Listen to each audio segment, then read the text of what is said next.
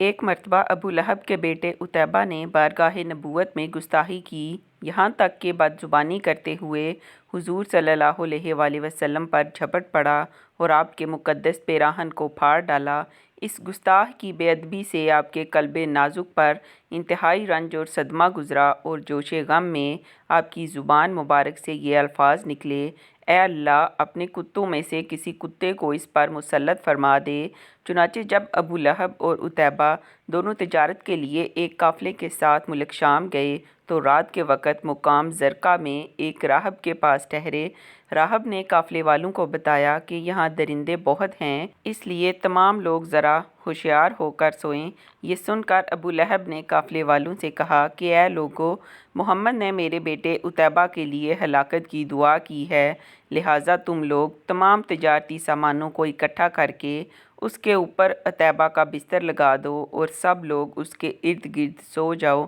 تاکہ میرا بیٹا درندوں کے حملے سے محفوظ رہے۔ چنانچہ قافلے والوں نے عتیبہ کی حفاظت کا پورا بندوبست کیا، لیکن رات کے وقت اچانک ایک شیر آیا اور سب کو سونگھتے ہوئے کود کر عتیبہ کے بستر پر جا پہنچا اور اس کے سر کو چبا ڈالا۔ لوگوں نے شیر کو بہت تلاش کیا مگر کچھ بھی نہیں پتہ چل سکا کہ یہ شیر کہاں سے آیا تھا اور کدھر چلا گیا۔